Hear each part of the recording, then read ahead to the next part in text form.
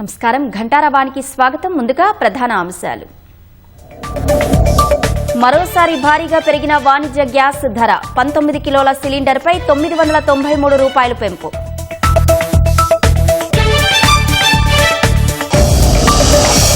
Commercial gas ధర పెంచడంపై భగ్గుమన్న కాంగ్రెస్.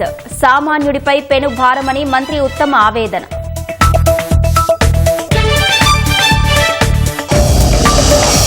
హైదరాబాద్ ఓఆర్ఆర్పై ఆగి ఉన్న లారీని ఢీకొన్న కారు. 6 దుర్మరణం, మరొకరి పరిస్థితి విషమం.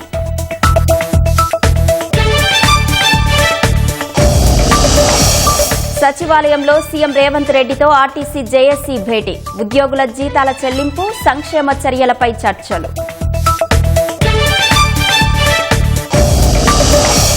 డీజీపీగా సివి ఆనంద్ బాధ్యతలు. శాంతి భద్రతలకు అహర్నిశలు కృషి చేస్తామని స్పష్టీకరణ.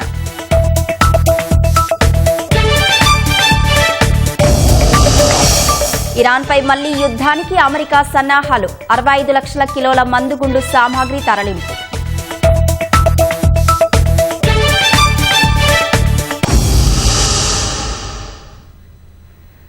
పశ్చిమాసియాలో ఉద్రిక్త పరిస్థితులతో అంతర్జాతీయంగా ఇంధన ధరలు మండిపోతున్నాయి. దీని ఫలితంగా కమర్షియల్ గ్యాస్ వినియోగదారులపై మునుపెన్నడూ లేని విధంగా భారీ భారం పడింది.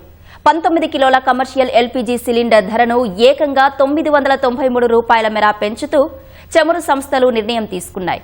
అయితే గృహ వినియోగానికి వాడే డొమెస్టిక్ వంట గ్యాస్ సిలిండర్ ధరల్లో ఎలాంటి మార్పు లేదని అధికారిక వర్గాలు స్పష్టం చేశాయి.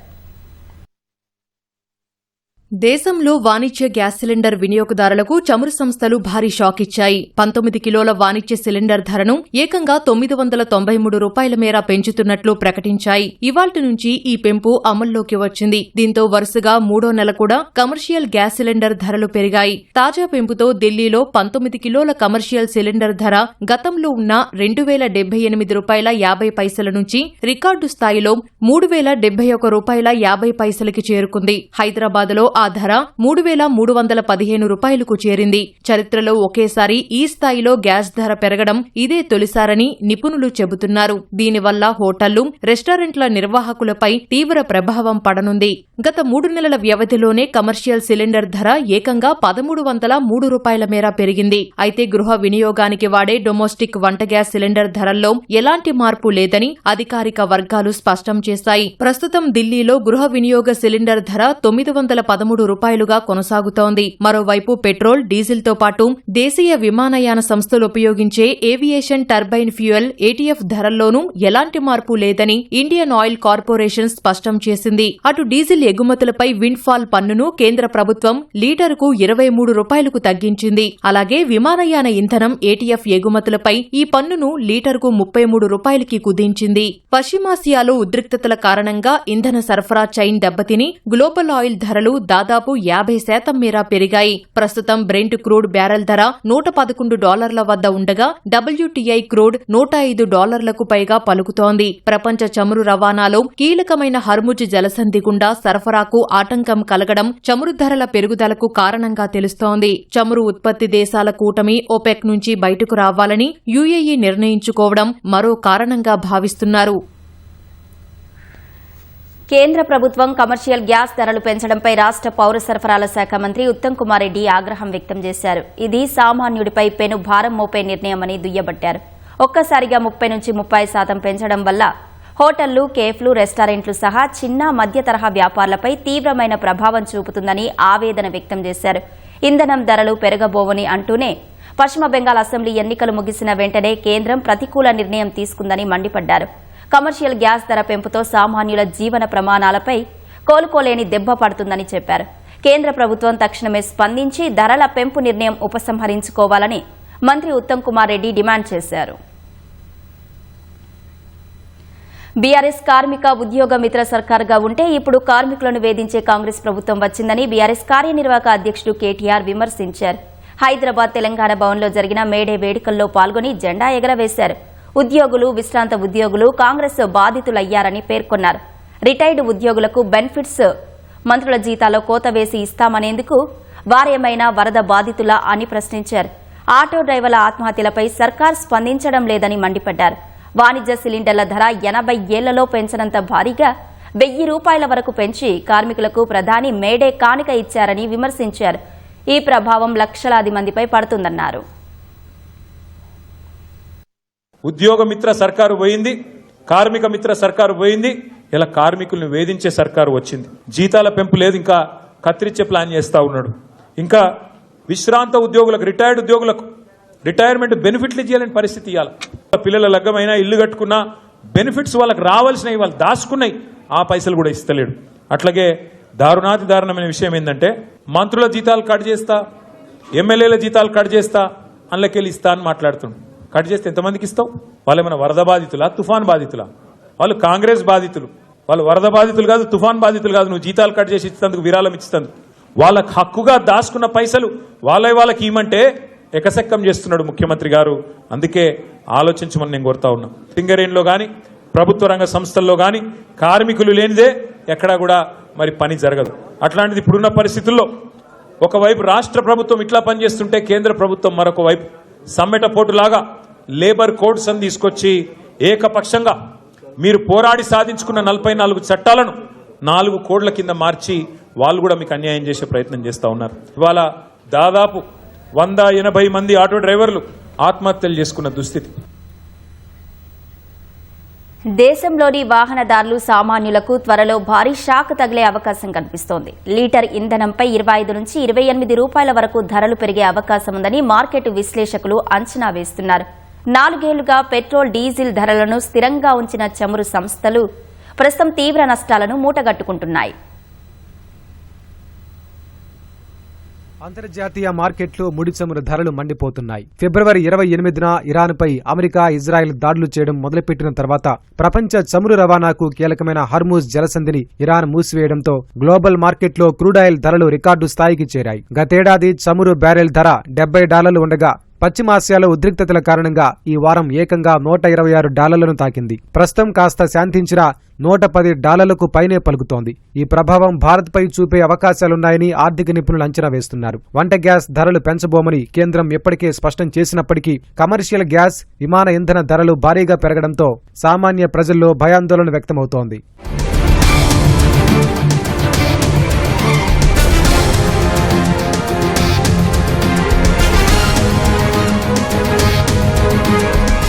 అంతర్జాతీయ విపణిలో చమురు ధరలు భగ్గుమంటున్న వేళ దేశీయంగా పెట్రోల్, డీజిల్ ధరల పెంపును తోసిపుచ్చలేమని కేంద్ర ప్రభుత్వ వర్గాలు తెలిపాయి. 2022 ఏప్రిల్ నుంచి దేశంలో రిటైల్ ఇంధన ధరల్లో ఎలాంటి మార్పు లేదు. చమురు ధరల పెరుగుదల వల్ల దేశీయ చమురు సంస్థలు లీటర్ పెట్రోల్పై సుమారు ₹20, డీజిల్పై ఏకంగా ₹100 మేర నష్టపోతున్నాయని చమురు మంత్రిత్వ శాఖ ఉన్నతాధికారి తెలిపారు. వాస్తవానికి పెరిగిన ఖర్చులకు అనుగుణంగా వాణిజ్య ఎల్పీజీ, ఇండస్ట్రియల్ డీజిల్, విమాన ఇంధన ధరలను చమురు సంస్థలు ఇప్పటికే పెంచాయి. కానీ సామాన్యులపై భారం పడే పెట్రోల్, డీజిల్, వంట గ్యాస్ ధరలను మాత్రం తాత్కాలికంగా పెంచలేదు. అయితే 4 రాష్ట్రాల అసెంబ్లీ ఎన్నికల పోలింగ్ ముగిసినందున త్వరలోనే లీటర్ ఇంధనంపై ₹25 నుంచి ₹28 వరకు ధరలు పెరిగే అవకాశం ఉందని మార్కెట్ విశ్లేషకులు అంచనా వేస్తున్నారు.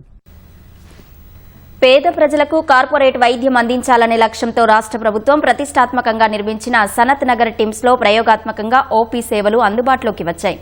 వైద్యారోగ్య శాఖ ఆదేశాల మేరకు ప్రారంభమైన ఓపీ సేవలు నెల రోజులు కొనసాగనున్నాయి. ప్రాథమికంగా ఉదయం 9 గంటల నుంచి 11 గంటల వరకు ఓపీ చూస్తామని టిమ్స్ సనత్ నగర్ ఆసుపత్రి నోడల్ అధికారి డాక్టర్ మహబూబ్ ఖాన్ తెలిపారు.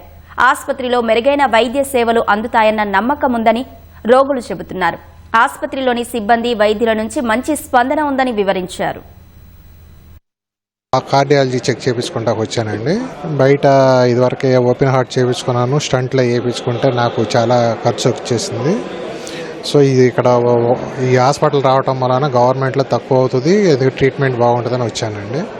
ఈరోజు చూపించుకున్నాను, మందులు రాశారు, మందుల కోసం వెయిట్ చేస్తున్నానండి. ఈ రోజే కదండి ఓపెన్ అయింది, ఇంకా ఫుల్ ఫ్లెడ్జెడ్గా రావాలి. పోలికైతే ఇప్పుడు దాకా ట్రీట్మెంట్ అంతా బాగానే ఉంది, రెస్పెక్ట్ ఉంది. లోపల ఎక్కడికి వెళ్ళాలి ఏంటి అనేది అన్నీ కూడా గైడ్ చేస్తున్నారు. ఇక్కడ నిన్న టీవీ యాడ్స్లో చూసాము, దామోదర్ రాజనరసింహ గారు టీమ్స్లో ట్రయల్ రన్ కింద ఓపీడీ సేవలన్నీ మీకు అందిస్తున్నామని చెప్పారు. నేను వచ్చి ఒకసారి ప్రయత్నం అయితే చేద్దామని చూశాను. మంచిగా రిసీవ్ చేసుకున్నారు, ఓపీడీ స్లిప్ ఇచ్చారు. లోపల ప్రొఫెసర్స్ చెక్ చేసినారు. చేతిని 360 డిగ్రీ యాంగిల్స్లో తిప్పి నా ప్రాబ్లమ్స్ ఏందో ఫైండ్ అవుట్ చేసి దానికి సరైన సొల్యూషన్స్ తోటి మెడిసిన్ రాశారు. పూర్తి కార్పొరేట్ వైద్యం అందించినట్టు నేను అనుకుంటున్నాను. బాగా చూస్తారని చెప్పి అన్నారు కదా, దాని గురించే ఇక్కడికి వచ్చినాం. ఇంకా ఫస్ట్ రోజే కదా, ఏం తెలియదు కదా ఇంకా మనకు. డాక్టర్ అయితే అన్ని అడిగాడు, మీకు మీ మోకాల నొప్పి తగ్గుతలేదు, ఎక్కడ పోయినా కూడా 2 సంవత్సరాల నుంచి ఉన్నదని చెప్పిన. అంటే సరే అని ఎక్స్రే తీస్తామన్నాడు. ఇక టాబ్లెట్లు రాసిండు. ట్రయల్ రన్గా టిమ్స్ సనత్ నగర్ హాస్పిటల్లో ఓపీ చూడడం జరిగింది. దాంట్లో ముఖ్యంగా ఆర్థోపెడిక్స్ పేషెంట్లు చాలానే వచ్చారు. వాళ్ళందరూ చూసి ఎక్స్రేలు, ఇన్వెస్టిగేషన్స్ ఎక్స్రేలు రాసినాము. ఇంకా రాను ఫ్యూ డేస్లో అన్ని ఎక్స్రేలు అన్నీ ఇక్కడే సిటీ, ఎక్స్రే, ఎంఆర్ఐ అవన్నీ ఎస్టాబ్లిష్ అయిపోయాక ఆర్థోపెడిక్స్కి బాగానే ఉపయోగంగా ఉంటుంది. పోలీసింగ్ వ్యవస్థలో ఏఐ వంటి అత్యాధునిక సాంకేతికత వినియోగించి నేరాల నియంత్రణ, దర్యాప్తును వేగవంతం చేస్తామని డీజీపీ సివి ఆనంద్ తెలిపారు.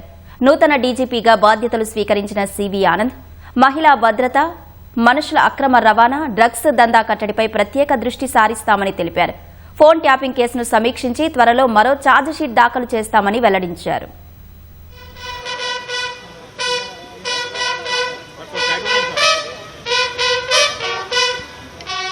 శివధర్ రెడ్డి పదవీ విరమణ చేయడంతో ఆయన స్థానంలో రాష్ట్ర నూతన డీజీపీగా సివి ఆనంద్ బాధ్యతలు చేపట్టారు. డీజీపీ కార్యాలయానికి చేరుకున్న ఆయనకు ఉన్నతాధికారులు సాదర స్వాగతం పలికారు. కార్యాలయ ఆవరణలో ఆనంద్ పోలీసుల గౌరవ వందనం స్వీకరించారు. అనంతరం పండితుల వేదాశీర్వచనాలతో రాష్ట్ర డైరెక్టర్ జనరల్ ఆఫ్ పోలీసుగా పదవీ బాధ్యతలు చేపట్టారు.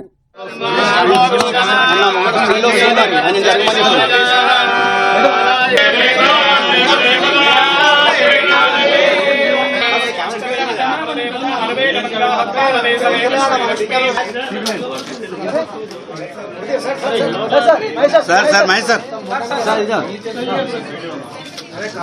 ప్లీజ్.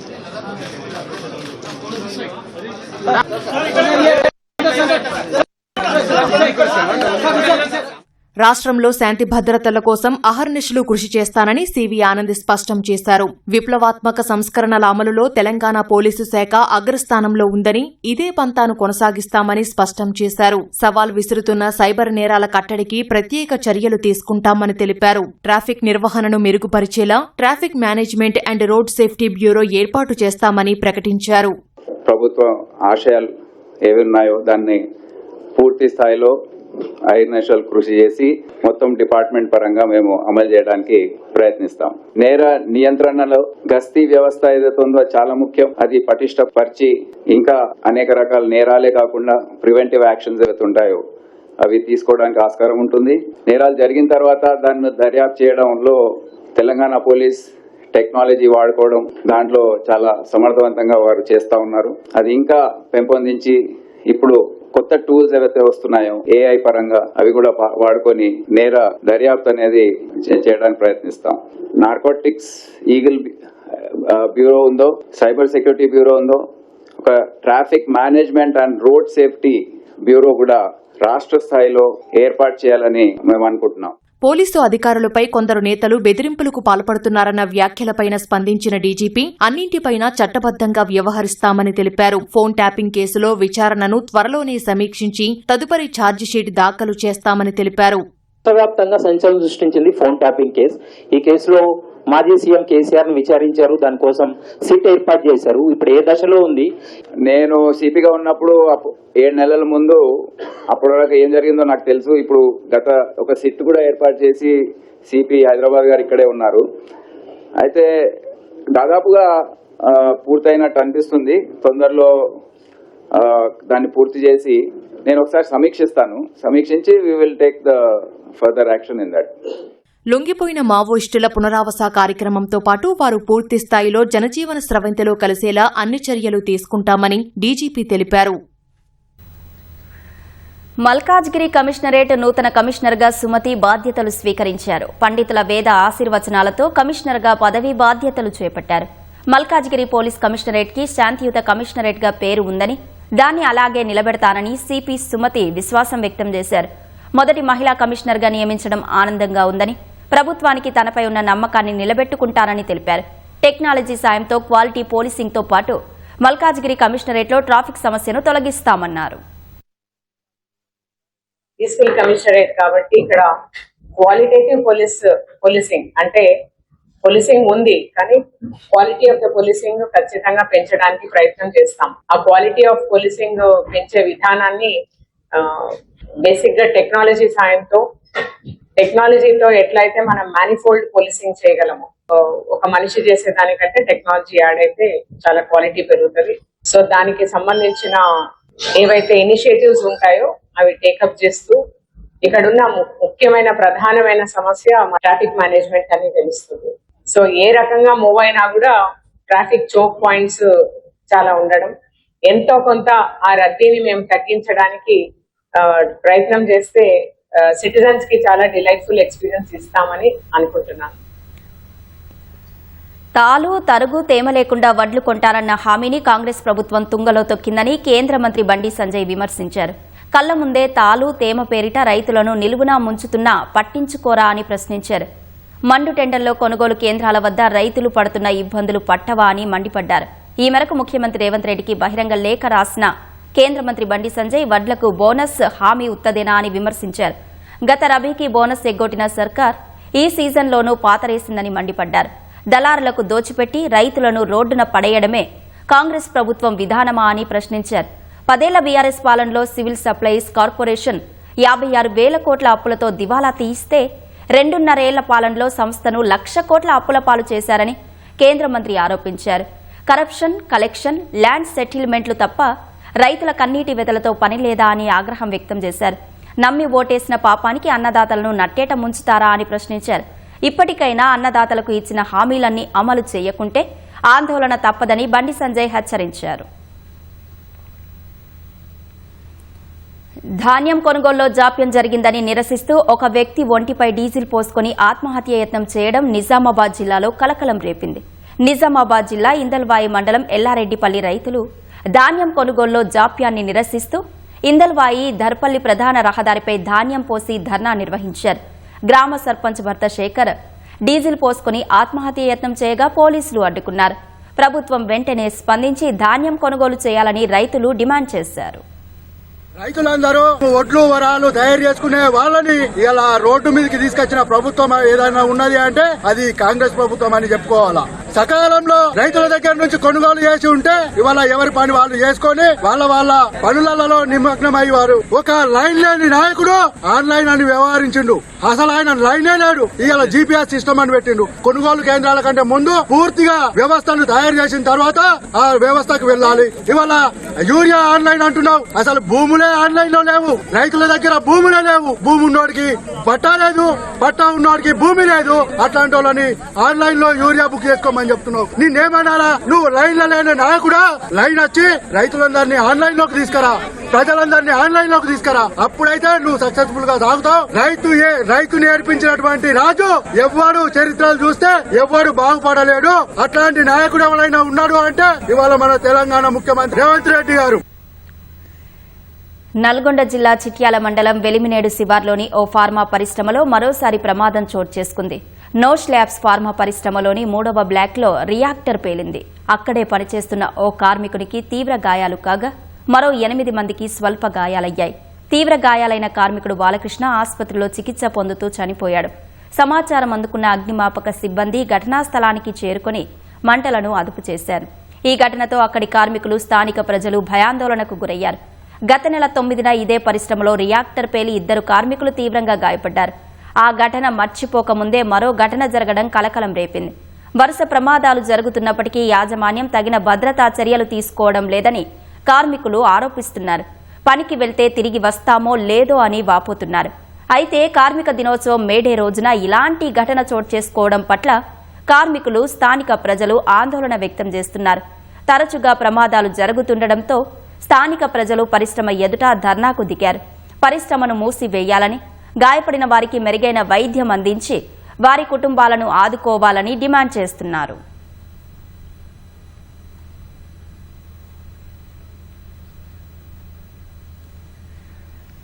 దైవ దర్శనానికి వెళ్లి వస్తూ ఓ కుటుంబం తిరిగి రాని లోకాలకు తరలి వెళ్లింది. హైదరాబాద్ ఔటర్ రింగ్ రోడ్డుపై శంషాబాద్ వద్ద జరిగిన రోడ్డు ప్రమాదంలో 6 దుర్మరణం చెందారు. సిరిసిల్లకు చెందిన 7 వ్యక్తులు మారుతి వ్యాగనార్లో ORR ఎగ్జిట్ 16 వద్ద ఆగి ఉన్న లారీని వేగంగా వెనుక నుంచి ఢీకొట్టింది. రంగారెడ్డి జిల్లా Shamshabad outer ring road exit 16 వద్ద ఘోర రోడ్డు ప్రమాదం చోటు చేసుకుంది. ఈ ఘటనలో ఒకే కుటుంబానికి చెందిన 6 దుర్మరణం పాలయ్యారు. ఔటర్ రింగ్ రోడ్డుపై ఉన్న ఎమర్జెన్సీ లైన్లో ఆగి ఉన్న లారీని అతి వేగంగా ఢీకొట్టడంతో ఈ ప్రమాదం చోటు చేసుకుంది. కారు లారీ కిందకు దూసుకెళ్లి నుజ్జునుజ్జవగా మారడంతో మృతదేహాలను వెలికి తీసేందుకు తీవ్రంగా శ్రమించాల్సి వచ్చింది. సిరిసిల్ల ప్రాంతానికి చెందిన శ్రీనివాస్, శ్వేత, శివ, చిన్నారి కృష్ణచంద్ర, మాధవ్, రిషిక హైదరాబాద్ సనత్ నగర్లో నివాసం ఉంటున్నారు. యాదగిరిగుట్ట నరసింహస్వామిని దర్శించుకునేందుకు మారుతి వ్యాగనార్ కారులో బయలుదేరారు. అనంతరం హైదరాబాద్కు తిరుగు ప్రయాణమయ్యారు. ORR పై నుంచి కారు శంషాబాద్ తోనిపల్లి వద్దకు రాగానే ముందు ఆగి ఉన్న లారీని ఢీకొట్టారు. ఎమర్జెన్సీ లైన్లో ఆగి ఉన్న లారీని వేగంగా ఢీకొట్టడంతో కారు ఒక్కసారిగా లారీ కిందకు దూసుకెళ్లింది. ప్రమాదంలో శ్రీనివాస్, శ్వేత, శివ, కృష్ణచంద్ర, మాధవ్, రిషిత మృతి చెందగా మరో కుటుంబ సభ్యురాలు తీవ్ర గాయాల పాలైంది. దీంతో అటుగా వెళ్తున్న ఓ కారు డ్రైవర్ అటుగా వెళ్తున్న కొందరితో కలిసి కారులో ఇరుక్కుపోయి ఉన్న వారిని వెలికితీసే ప్రయత్నం చేశారు. కానీ కారులో అప్పటికే 6 మృతి చెందారు. కొన ఊపిరితో కొట్టుమిట్టాడుతున్న మహిళను కారు నుంచి బయటకు తీసి శంషాబాద్లోని ప్రైవేట్ ఆసుపత్రికి తరలించారు. తర్వాత వచ్చిన పోలీసులు మృతదేహాలను బయటకు తీసి కుటుంబ సభ్యులకు సమాచారం ఇచ్చారు.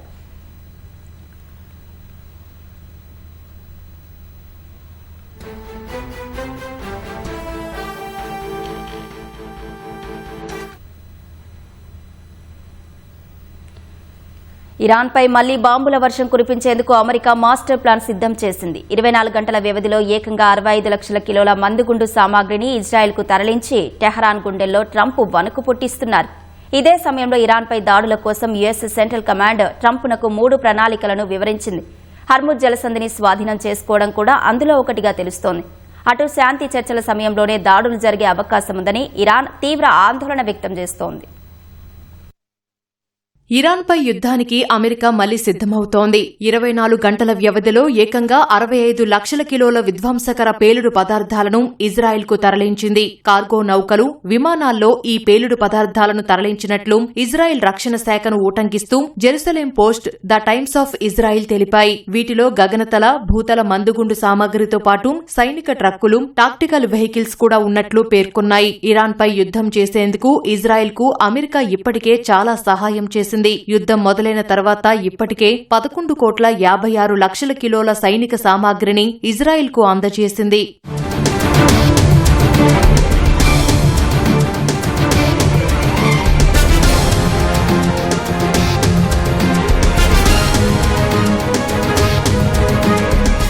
ఇరాన్పై అమెరికా మళ్లీ దాడులు చేయనుందన్న భయాల మధ్య అమెరికా అధ్యక్షుడు డొనాల్డ్ ట్రంప్ సైనిక ఉన్నతాధికారులతో సమావేశమయ్యారు. యుద్దంతో పాటు దిగ్బంధనాన్ని కొనసాగిస్తున్న యుఎస్ సెంట్రల్ కమాండ్తో పాటు సైనిక దళాల జాయింట్ చీఫ్ కూడా ట్రంప్తో 45 నిమిషాల పాటు భేటీ అయ్యారు. ఇరాన్పై దాడుల ప్రణాళికలను అధ్యక్షుడికి వారు వివరించినట్లు తెలుస్తోంది. ఇరాన్పై సైనిక చర్య కోసం యుఎస్ సెంట్రల్ కమాండ్ కొత్త ప్రణాళికను సిద్దం చేసిందని అమెరికన్ మీడియా తెలిపింది. ఇరాన్పై స్వల్పకాలిక శక్తివంతమైన దాడులు చేసి మౌలిక సదుపాయాలను ధ్వంసం చేయడం ఇందులో ఒకటి. ఇలా చేయడం వల్ల టెహ్రాన్ నాయకత్వం వెంటనే చర్చలకు తిరిగి వస్తుందని అమెరికా భావిస్తోంది. భీకరంగా విరుచుకుపడటం వల్ల అణు అంశంపై ఇరాన్ తన పట్టుదలను తగ్గించుకోవడమే కాక తమ అన్ని డిమాండ్లకు తలొగ్గుతుందని అమెరికా దళాలు ఆశిస్తున్నాయి. ఇక మరో ప్రణాళికలో హర్ముజ్ జలసంధిలోని కొంత భాగాన్ని స్వాధీనం చేసుకుని దానిని వాణిజ్య నౌకల రాకపోకల కోసం తిరిగి తెరవాలని అమెరికా భావిస్తోంది. అయితే ఈ ఆపరేషన్లో భూతల దళాలు పాల్గొనవలసి ఉంటుందని పేర్కొంది.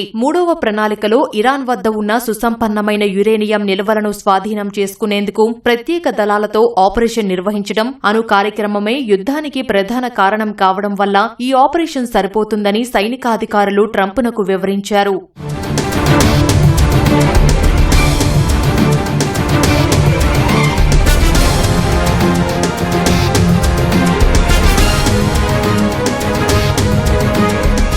శాంతి చర్చల సమయంలోనే అమెరికా మళ్లీ టెహ్రాన్పై దాడి చేసే అవకాశముందని ఇరాన్ అధ్యక్షుడు మసూద్ పెజెష్కియాన్ హెచ్చరించారు. వాషింగ్టన్పై తమకు ఉన్న నమ్మకం పూర్తిగా పోయిందని అన్నారు. చర్చలు, దౌత్యం ద్వారా విభేదాలను పరిష్కరించుకోవడానికి ఇరాన్ ఎల్లప్పుడూ సిద్ధంగా ఉందని బెలారస్ అధ్యక్షుడు లుకాసెంకోతో జరిపిన ఫోన్ కాల్లో పెజెష్కియాన్ చెప్పారు. కాగా గతంలోనూ చర్చల సమయంలోనే అమెరికా, ఇజ్రాయిల్ ఇరాన్పై 2 సార్లు దాడి చేశాయి.